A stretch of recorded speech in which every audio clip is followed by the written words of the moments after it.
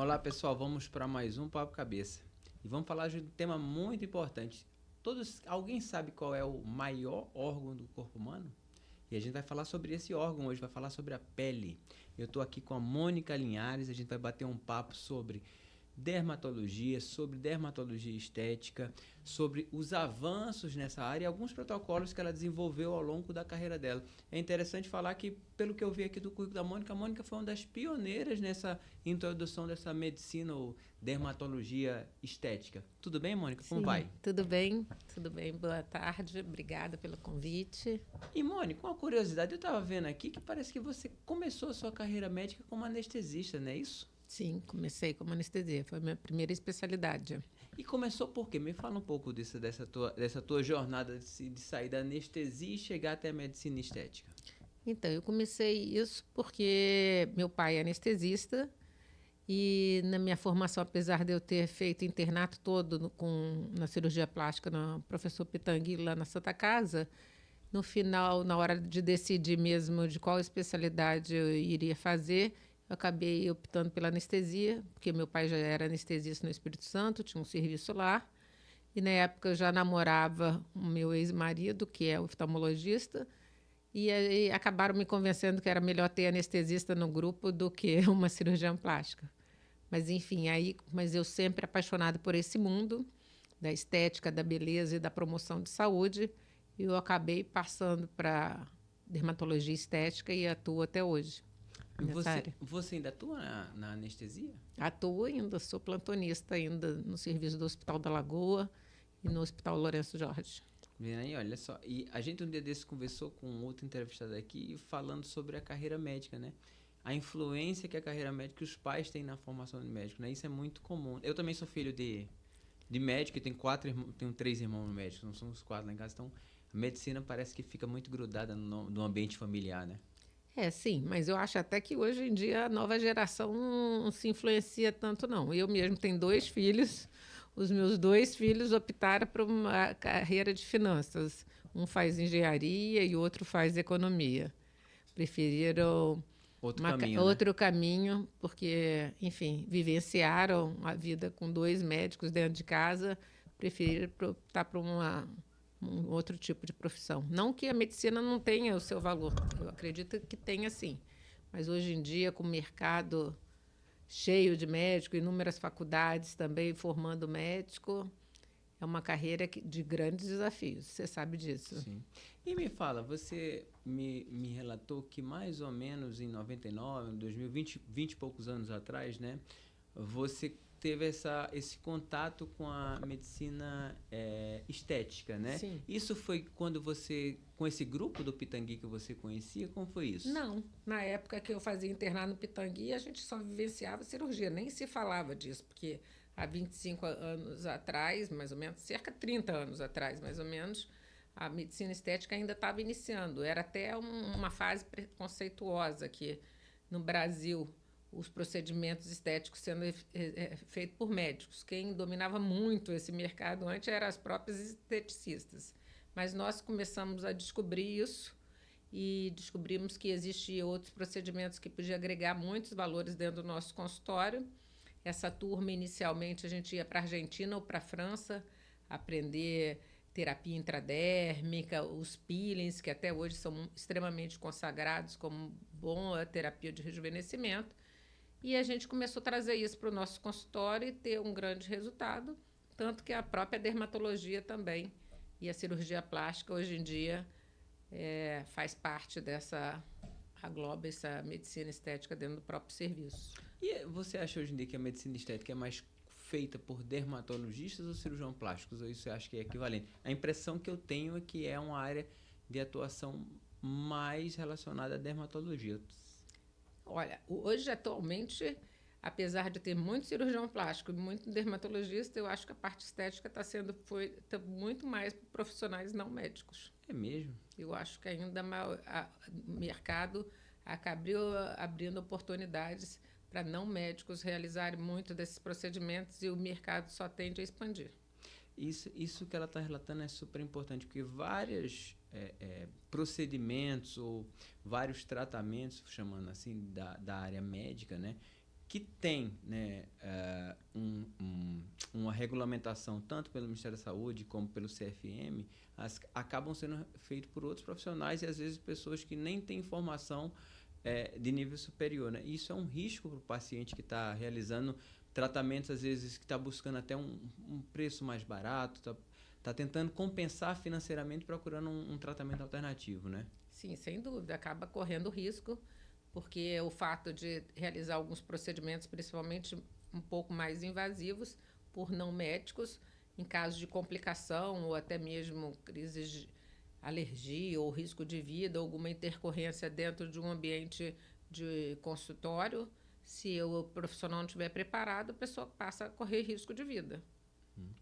E me fala uma coisa, eu estava vendo que você desenvolveu alguns protocolos, né? Nesse sentido de tratamento, que é o DNA da beleza e o ML Eyes Restore, né? O que são esses protocolos? Você pode falar um pouco para a gente o que são? Esse protocolo DNA da beleza é um diagnóstico que eu faço baseado principalmente na minha consulta inicial com o meu paciente, que além de analisar a pele dele, eu também analiso as características genéticas, que são as chamadas epigenéticas, os hábitos de vida, o estilo de vida, o que ele deseja, quais são as necessidades dele para a melhora dessa qualidade da pele ou pelo estilo de vida. E analiso também, peço também uma análise bioquímica dele para ver como está esse estado dele de saúde. Então, diante de todos esses aspectos que eu analiso, eu crio um protocolo específico personalizado de acordo com o ritmo de vida e o padrão de vida desse meu paciente. E com isso eu consigo trazer muito mais resultado, porque os protocolos personalizados e feito especificamente para o meu paciente agrega muito mais valor. Eu consigo avaliar se ele tem algum déficit nutricional, se ele está com uma dieta adequada, qual o ritmo de trabalho dele, o ciclo circadiano de sono, enfim, uma série de fatores que são importantes para ele alcançar os resultados muito melhores do que, basicamente, ele só realizar um procedimento estético e não ter uma avaliação clínica completa.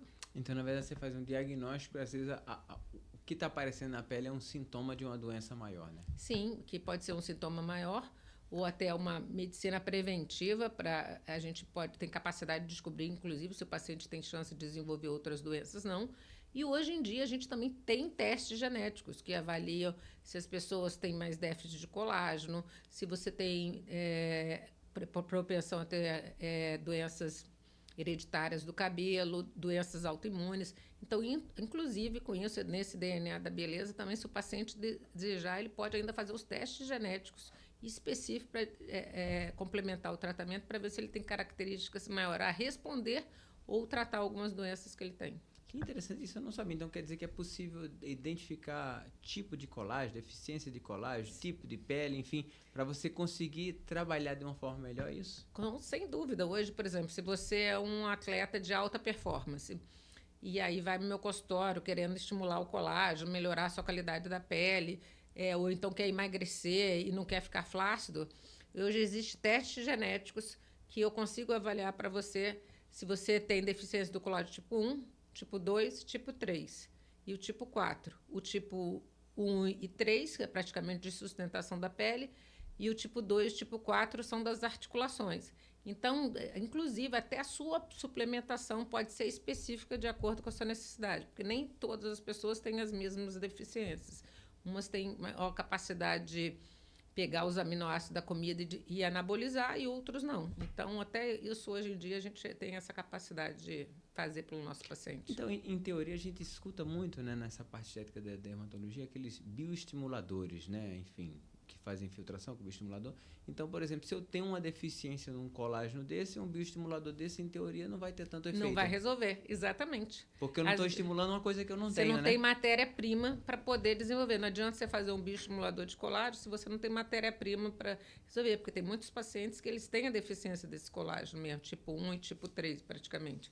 Porque são pacientes que têm dieta pobre em proteínas, ou vivem em dieta, ou então já é de característica genética mesmo. Mas hoje a gente pode fazer esse diagnóstico, se esse paciente tem essa deficiência ou não, porque aí sim ele pode começar a suplementar esses aminoácidos, incluir ele na dieta, inclusive vai ter melhores respostas anabólicas, ganhar mais massa muscular, melhorar a qualidade da pele, e aí sim ele realiza o tratamento e com isso ele consegue ter essa resposta. Por isso que tem pacientes que respondem a bioestimuladores, outros não. E é super interessante você estar falando, porque agora eu estou vendo nela, né, que uma coisa que é muito maior, né? Eu diria agora, vai além da pele, né? Vai muito além da pele. E é isso que eu quero passar hoje em dia, porque, na verdade, todos esses caminhos iniciais, esses caminhos disruptivos que estão acontecendo por aí, vem baseado em alguns estudos que vêm sendo ao longo do tempo. Quando eu fiz longevidade saudável, foi em 2004. Foi quando eu engravidei da minha filha, que é hoje em dia chamada medicina integrativa, que a gente consegue fazer essa análise dos pacientes, né, para ver se tem propensão a ter doença. Isso era um bicho de 7 cabeças. Eu falava para minhas amigas, que inicialmente foram minhas cobaias, e minha mãe, vamos fazer esses exames aqui, que eu já vou te dizer quem você é, igual o cartomante, né? Faz esses exames de sangue, que em 1 hora eu te digo como é que você está e qual é o seu estilo de vida. Fazia isso e realmente a análise dela laboratorial já me trazia várias características. E esse caminho foi crescendo. Hoje em dia todo mundo já fala disso, já sabe dessa medicina preventiva, já sabe que esses diagnósticos são feitos, mas agora a gente tem a genética ao nosso lado para fazer diagnósticos muito mais precisos e caminhar nesse caminho da longevidade mais saudável. E uma curiosidade que provavelmente vão perguntar isso pra gente no Instagram. É muito caro esses testes genéticos? Assim, eu sei porque tem alguns testes genéticos que eu faço na área de cabeça e pescoço, enfim, coisas relacionadas à neoplasia e câncer que efetivamente não são tão baratos, mas não são caríssimos, né? Não são caríssimos. São testes que são possíveis. São possíveis, né? São dentro... Existe possibilidade. É claro, por exemplo, lá na minha clínica eu estou desenvolvendo um plano que é o L-Skin Club, em que o paciente ele é monitorizado durante o ano inteiro, né? Ele faz os tratamentos e a gente faz esse acompanhamento. Com isso, ele vai fazer o programa de teste genético de acordo com as necessidades dele, e aí isso é incluído num plano e a pessoa pode fazer isso, é bem acessível, dá para se fazer. Isso é muito legal. Com grandes possibilidades aí. Isso é muito interessante, porque você vai descobrir o que você pode tratar, né? Exatamente. Que às vezes posso chegar na sua clínica e vou aqui falar aleatoriamente coisas dessa parte estética. Eu quero fazer um fotona, quero fazer um laser, quero fazer um Sculptra, quero fazer, enfim, um Botox, né? E às vezes eu não tenho o substrato para esse estímulo de cada tratamento desse, né? Sim, mas isso às vezes nem precisa fazer o teste, né? Com a nossa experiência clínica, a gente já sabe também pelo próprio estilo de vida e os hábitos de vida dos nossos pacientes, mais ou menos se ele está com matéria-prima ou não. Hoje, na época desses emagrecedores de Ozempic, Mounjaro, a maioria está tomando remédio para emagrecer. Então, a grande maioria, por exemplo, principalmente as mulheres, querem fazer tratamento para flacidez, mas elas estão zeradas de matéria-prima. Até alface, que faz mal, elas acabam ficando mais inflamadas se elas comerem só alface, porque não tem proteína nenhuma e acaba deixando elas mais inflamadas, porque altera a microbiota intestinal também. E com isso, elas querem fazer tratamento sem comer. Não adianta nada, porque ela não vai responder. Vão ficar muito pobres mesmo nos resultados se elas não tiverem matéria-prima. E hoje em dia a gente tem peptídeos de aminoácidos, você não precisa ficar tomando whey ou só creatina. Existe peptídeo de aminoácidos que você pode especificamente prescrever para esse paciente de acordo com a necessidade dele. Enfim, ter um acompanhamento nutricional de acordo com o que ele gosta de comer e baseado a isso, a gente poder trazer mais um resultado para a qualidade da pele, do cabelo, da unha e de ganho de massa muscular. Por mais que a gente, dermatologista, trata a pele, mas é importante olhar o nosso paciente como um todo, porque, principalmente quem está preocupado com o envelhecimento, a massa muscular hoje a gente sabe que o músculo é um outro órgão e que a gente precisa dar atenção a ele. E a sarcopenia, perda de massa, atrofia, tudo isso traz muito prejuízos para o nosso envelhecimento. Se a gente não cuidar disso, a gente acaba ficando doente também. E vários estudos mostram, né, isso que o marcador principal hoje em dia da longevidade é a quantidade de massa muscular, né? Com certeza. Paciente, quanto mais sarcopênico, mais chance de ter doenças degenerativas, demências, Alzheimer, e dificuldade de deambular, que é tudo, né? Eu acho, hoje em dia, você envelhecer e poder fazer as coisas envelhecendo e se movimentando, fazendo suas atividades diárias, indo ao banheiro sozinho, abrindo porta, indo até a sua cama sem depender de ninguém, isso é uma coisa maravilhosa. E vou tirar uma curiosidade que sempre me pergunto. E a tireoide, pele e cabelo, tem alguma relação? Muito, sem dúvida. Tireoide é tudo. Hipotireoidismo é uma das causas de olheira, de melasma, de dificuldade de perder peso, de queda de cabelo, assim como o hipertireoidismo também. Então, a função da tireoide é importantíssima para a saúde da pele, sem dúvida. Isso é uma preocupação das pacientes que vão fazer tireoidectomia. Isso é um ponto importante. Elas falam assim, será que eu vou perder o cabelo, né? Será que meu cabelo vai cair, né? Sim. Então, e eu estava comentando, a gente estava comentando aqui a respeito da tireoide e o cabelo, né? Que é uma preocupação das pacientes que fazem tireoidectomia, né? A questão de queda capilar. Sim. Isso é real? Isso acontece mesmo? Sem dúvida. O hormônio da tireoide é essencial para a saúde do cabelo. É importantíssimo que os níveis dos pacientes estejam ótimos. No caso de tireoidectomia, o paciente precisa repor, porque ele faz parte da síntese de produção de melanina do pigmento do cabelo, do crescimento do cabelo, sem o hormônio da tireoide. Fora isso, está associado a outras doenças da pele, como hiperpigmentação, edema. Nesse caso, a paciente precisa ser acompanhada e repor todos os hormônios também. E, Mônica, me fala um pouco também desse protocolo que você tem do Eyes Restore. ML é Mônica Linhares, não é isso? Isso. Tá. Esse é um tratamento que eu criei agora e que eu tenho muitas pacientes que me procuram no consultório com queixa de olheiras, não só homens, como mulheres também. E a gente sabe que a queixa de olheiras é uma queixa multifatorial, tem vários componentes, como questão vascular, pigmentação, déficit nutricional, perda de sustentação nessa área. Então, eu criei um protocolo específico para tratamento dessa região, em que eu não só trato esse meu paciente, mas também eu faço uma avaliação epigenética e bioquímica desse meu paciente para tratar a causa dele, não só a parte estética dele. Eu também promover uma qualidade de vida, porque os seus olhos revelam a saúde que está dentro de você. E a olheira, quando a gente fala, né? Isso é sempre uma dúvida que todo mundo tem, né? Que existe aquela bolsinha que a gente forma aqui, né? Porque às vezes com a flacidez da pele, o acúmulo de gordura, o envelhecimento, né? Que até tem a cirurgia, às vezes faz cirurgia plástica para tirar aquela bolsinha, etc, né? Mas olheira não é isso, né? Não, o que é olheira? Isso não é olheira. Isso aí, a olheira, ela pode até ser causada por isso, né? Por perda de volume nessa sustentação, um afrouxamento da pele nessa região. Com isso, a bolsinha de gordura se projeta. Mas a olheira, ela é um componente multifatorial.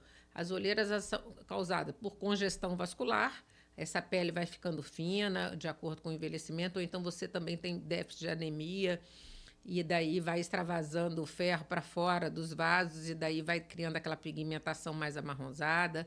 Ou então você também tem questões alérgicas de coçar o olho repetidamente, que vai afinando o olho, e você também tem tendência a hiperpigmentar cada vez que você coça mais. Então, tem uma questão vascular, tem uma questão de depósito de pigmento, tem essa definição que ela seja mista, que ela pode ser vascular, pigmentada ou por perda de volume nessa região. E daí, e ainda por cima, essa questão inflamatória do paciente ter olheiras por uma inflamação subclínica. Ele pode estar com olheiras sem ter nenhum desses componentes, mas por ele não estar dormindo bem, estar com déficit de ferritina, de ferro, níveis de homocisteína alto, deficiências de complexo B, uma série de coisas que pode estar fazendo com que ele esteja com olheiras nesse momento, mas se ele for tratado, isso passa a melhorar. E essa olheira é interessante ela comentar que a gente sempre, isso é engraçado, você falou de olheira, vem sempre na minha cabeça aquele negócio de desenho animado, né? Aparece aquele pandinha? Exatamente, acordando com o escuro, com sono, né? E, na verdade, a olheira, assim, tem essa relação com o dormir mal, mas é porque o paciente, né, o indivíduo... O sono, né? O sono é uma parte reparadora da sua célula. Está desregulado, né? Está desregulado. Regularizar o nosso ciclo circadiano é importantíssimo. É um dos componentes essenciais para quem precisa tratar a olheira. Porque o ciclo circadiano é sábio. Durante o dia é para a gente estar acordado e à noite é para a gente estar dormindo. Por isso que os hábitos de vida, inclusive dessa geração mais nova, tem mudado mesmo. As pessoas procuraram curtir o dia para poder ir dormir cedo, porque sabe o quanto isso influencia na qualidade de vida. E aproveitando, a gente mora num país super tropical, né? Rio de Janeiro, todo mundo vai à praia. O sol envelhece? Sem dúvida, o excesso de sol envelhece. Qual é o sol legal de ir? O sol legal é antes das 10 horas da manhã e após as 15 horas. Eu estou perguntando isso porque a gente sempre aprendeu assim, né? E falar assim, não, olha, agora tem que tomar bastante sol para aumentar a vitamina D, né? Não, vitamina D é um hormônio e é importantíssimo, inclusive, para olheiras também, você ter níveis ótimos de olheira para evitar nível de inflamação. Mas a exposição solar ela tem que ser moderada e tem que estar protegida, porque o excesso de exposição solar dá câncer, envelhece, causa uma série de danos futuros também, que pode ser não imediatos, mas futuramente depois a pessoa vai acabar pagando um preço por isso. Mas você precisa se expor ao sol para poder manter sua vitamina D em níveis ótimos. Então, aquele sol da manhã até as 10 e depois o sol das 16. Depois das 16, principalmente nos países tropicais, né?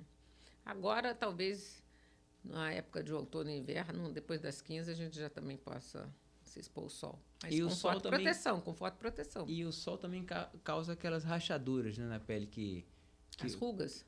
na verdade, me corrija se eu estiver errado. Eu escutei que fala assim, o ressecamento da pele, né, faz com que fique aquelas marcas, as rugas ficam mais evidentes e quanto mais sol você leva, mais envelhece essa pele. Isso existe? O sol, ele acaba, você se expondo ao sol, você acaba queimando a sua pele e com isso a pele fica mais desidratada, demora mais para se reparar. Sem dúvida, é um dos causadores de formação de ruga.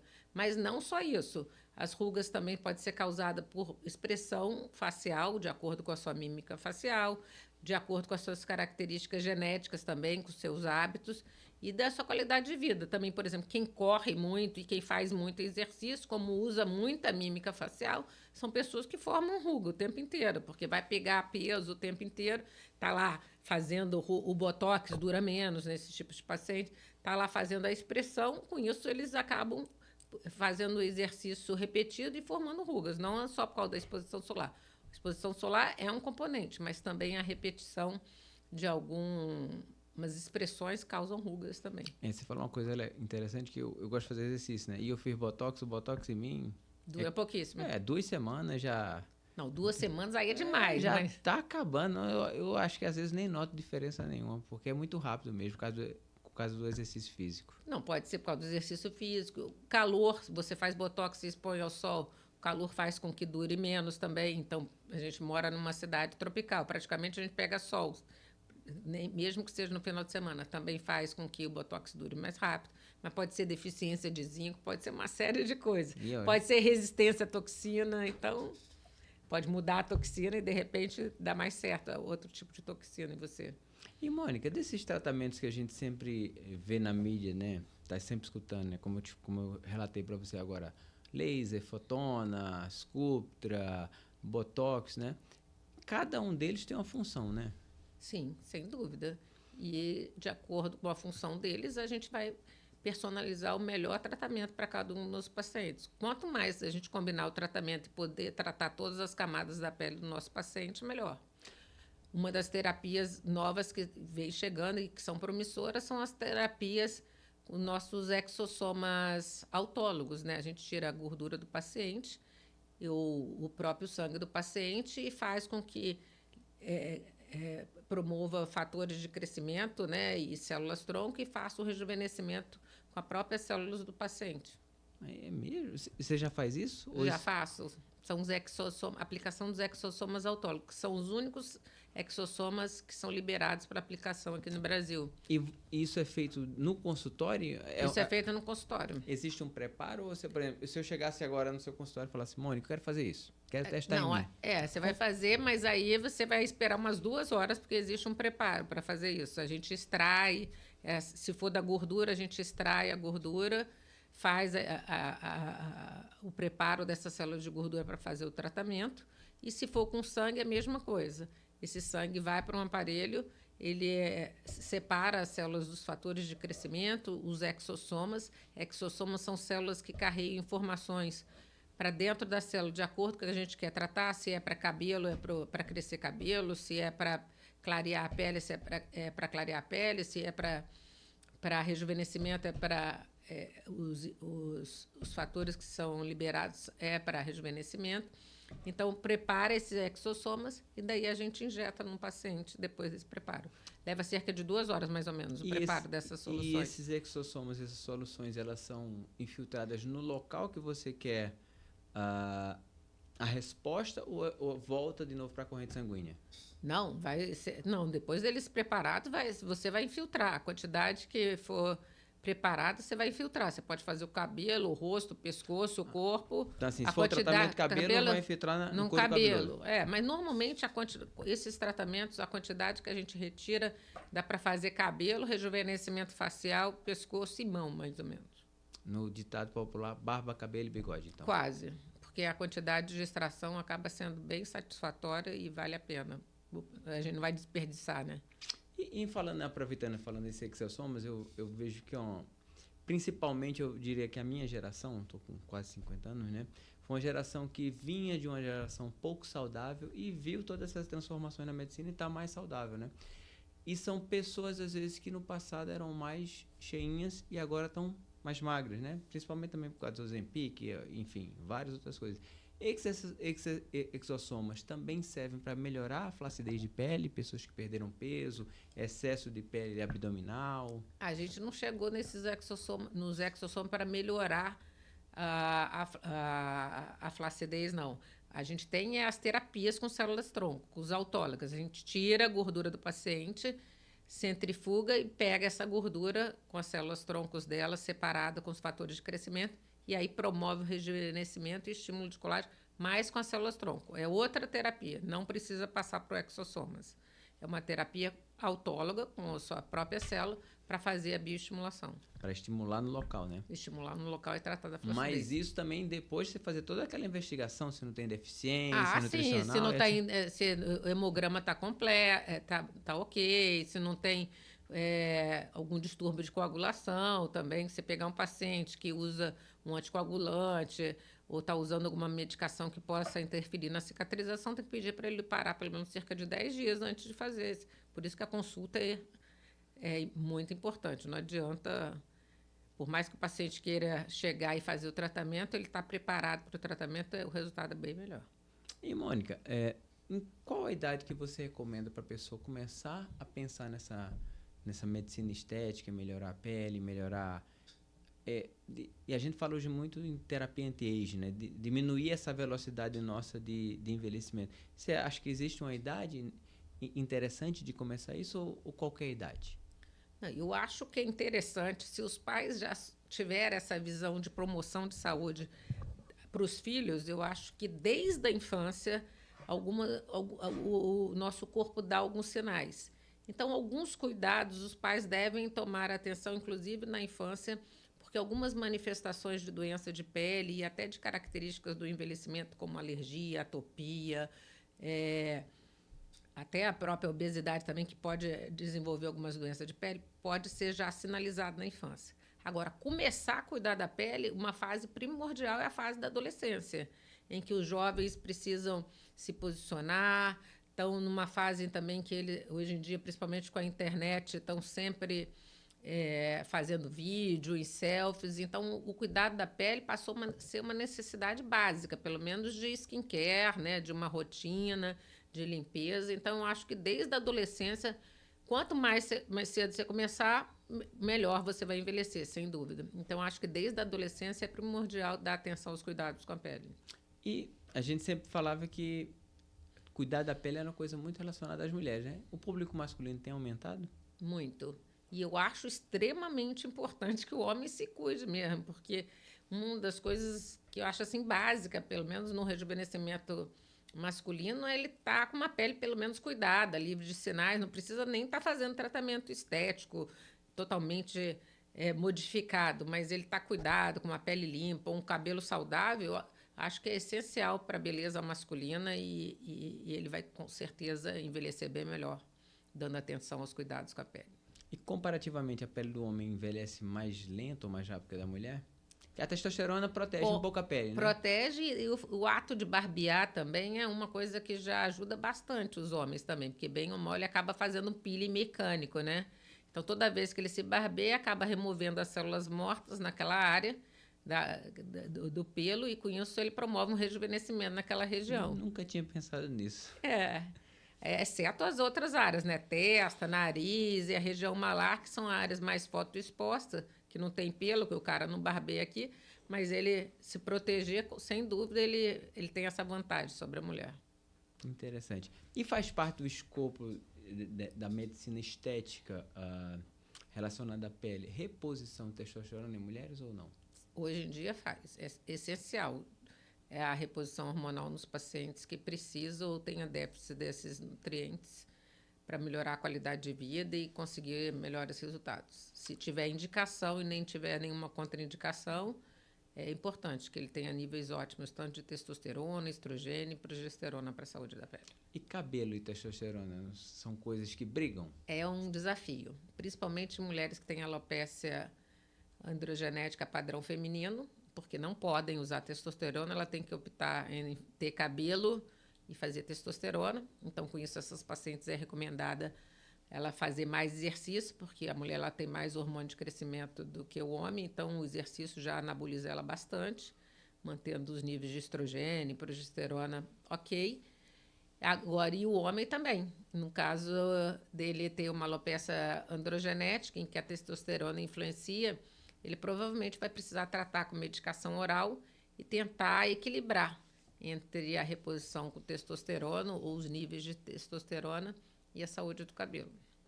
Isso é bem interessante, porque assim, isso é uma queixa corriqueira, né, das pessoas de perder cabelo quando faz reposição hormonal, né, principalmente testosterona. Sim, né? sim. Mas hoje em dia tem grandes avanços, porque a gente tem muita medicação que inibe a 5-alfa-redutase, que é a enzima responsável pela perda de cabelo causada pela testosterona, que a testosterona estimula, né, essa enzima.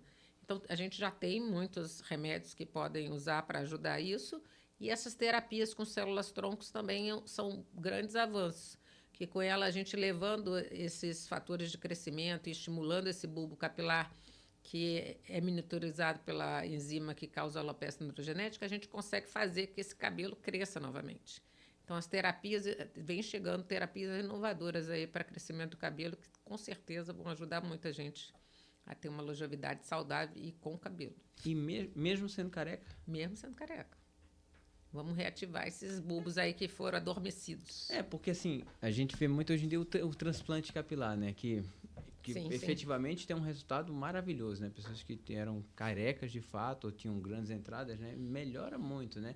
Mas então é possível hoje estimular também o crescimento, digamos, vou chamar um neocabelo, assim. Sim, mas até quem faz transplante, a pessoa que faz transplante, ela sabe que tem que continuar fazendo terapia. Porque o transplante a gente tira de uma área doadora que não sofre a enzima da 5-alfa-redutase, que geralmente é na região occipital, e implanta na áreas em que sofre a ação da enzima, que é na região da fronte, da coroa, ou região temporal, ou na headline aqui do cabelo. Então, quando faz essa implantação do cabelo, o paciente tem que tomar medicação para inibir a formação dessa enzima. Ou então ficar fazendo terapias, nem que seja mensal, intradérmicas, para não deixar que essa enzima haja nessa área, porque senão vai voltar a cair o cabelo de novo. A pele ainda tem, como é que é? A pele tem memória. Tem memória dos marcadores. Não é o folículo piloso, é a memória da pele, né? Não é o folículo piloso que ficou adormecido, que sofre a influência da pele, e aí aquela região continua, como ela é pré-estabelecida de receptores que monitoriza o folículo capilar, ela tem que voltar a ser estimulada de novo. Perfeito. Eu conversei aqui com a Mônica Linhares, foi um papo super interessante. Foi muito mais do que dermatologia, foi muito mais do que de medicina estética. Eu aprendi aqui que para melhorar a pele a gente tem que melhorar o indivíduo como um todo, não é isso, Mônica? Sim, sem dúvida. Nós hoje precisamos ter essa visão integrada do nosso paciente para alcançar os melhores resultados. É um grande diferencial, né? O médico que consegue ver isso, olhar o paciente além da pele para poder trazer os melhores resultados para ele. Mônica, muito obrigado.